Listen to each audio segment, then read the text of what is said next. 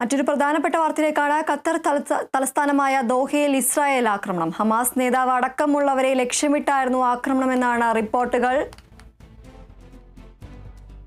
വാർത്തയുടെ കൂടുതൽ വിവരങ്ങളുമായി ആന്റണി ജിസ്റ്റോർജ് ചേരുന്നു. ആന്റണി, ഖത്തറിന്റെ ദോഹയിലാണ് ഇപ്പോൾ ഈ ഒരു ഇസ്രായേലിന്റെ ആക്രമണം ഉണ്ടായിരിക്കുന്നത്. ഹമാസ് നേതാവ് അടക്കമുള്ളവരെ ലക്ഷ്യമിട്ടാണ് ആക്രമണം എന്നാണ് പുറത്തുവരുന്ന വിവരങ്ങൾ. കൂടുതൽ വിശദാംശങ്ങൾ എന്തൊക്കെയാണ്?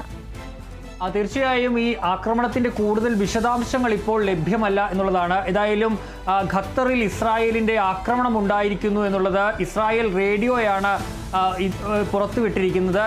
റോയിട്ടേഴ്സ് അടക്കമുള്ള വാർത്താ ഏജൻസികൾ ഈ സ്ഫോടന വാർത്ത സ്ഥിരീകരിക്കുന്നുണ്ട്. നിരവധി സ്ഫോടന ശബ്ദങ്ങൾ ഈ ദോഹയിൽ കേട്ടു എന്നുള്ളതാണ് അവിടെ നിന്ന് നമുക്ക് ലഭിക്കുന്ന വിവരം എന്ന് പറയുന്നത്.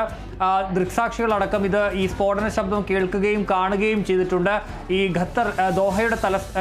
ഖത്തറിന്റെ തലസ്ഥാനമായ ദോഹയിലെ ഖത്താറ എന്ന ആ പ്രദേശത്താണ് ഇത്തരത്തിൽ സ്ഫോടനങ്ങൾ ഉണ്ടായിട്ടുള്ളതെന്നാണ് മനസ്സിലാക്കാൻ കഴിയുന്നത്. നിലവിൽ ഈ ഗാസ ഇസ്രായേൽ വെടിനിർത്തലുമായി ബന്ധപ്പെട്ട് ചില ഹമാസ് നേതാക്കൾ ഖത്തർ ഇക്കാര്യത്തിൽ ഒരു മധ്യസ്ഥത വഹിക്കുന്നുണ്ട്. അപ്പോൾ ചില ഗാസയിൽ നിന്നുള്ള ഹമാസ് നേതാക്കൾ അവിടെ എത്തിയിട്ടുണ്ട്. അപ്പോൾ ഈ നേതാക്കളെ ലക്ഷ്യമിട്ടാണ് ആക്രമണം നടത്തിയതെന്നുള്ളതാണ് മനസ്സിലാക്കാൻ കഴിയുന്ന ഒരു കാര്യമെന്ന് പറയുന്നത്. ഏതായാലും ഏതെങ്കിലും തരത്തിൽ നാശനഷ്ടം ഉണ്ടായിട്ടുണ്ടോ, മരണമുണ്ടായിട്ടുണ്ടോ എന്നുള്ള കാര്യങ്ങളിൽ ഇപ്പോൾ നിലവിൽ വ്യക്തതയില്ല. ഏതായാലും ഇസ്രായേലിന്റെ ഭാഗത്ത് നിന്നുണ്ടാകുന്ന ഒരു വലിയൊരു അറ്റാക്ക് തന്നെയാണ് ഇപ്പോൾ ഖത്തറിലേക്ക് തന്നെ നേരിട്ട് ഇസ്രായേൽ ആക്രമണം നടത്തിയിരിക്കുന്നത് എന്നുള്ളത്.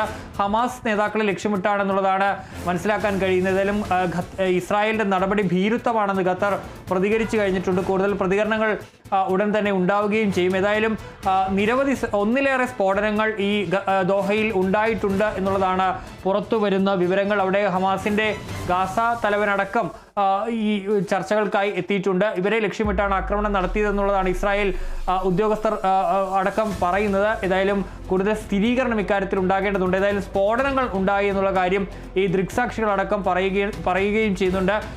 അന്തർദേശീയ മാധ്യമങ്ങളും ഇക്കാര്യം സ്ഥിരീകരിക്കുന്നുണ്ട്. ശരി, ഖത്തർ തലസ്ഥാനമായ ദോഹയിൽ ഇസ്രായേൽ ആക്രമണം ഉണ്ടായിരിക്കുകയാണ്. ഹമാസ് നേതാവ് അടക്കമുള്ളവരെ ലക്ഷ്യമിട്ടായിരുന്നു ആക്രമണമെന്നാണ് പുറത്തുവരുന്ന റിപ്പോർട്ടുകൾ. ആന്റണി ജിസ്റ്റോർജാണ് വിവരങ്ങൾ നൽകിയത്. നേപ്പാൾ ധനമന്ത്രി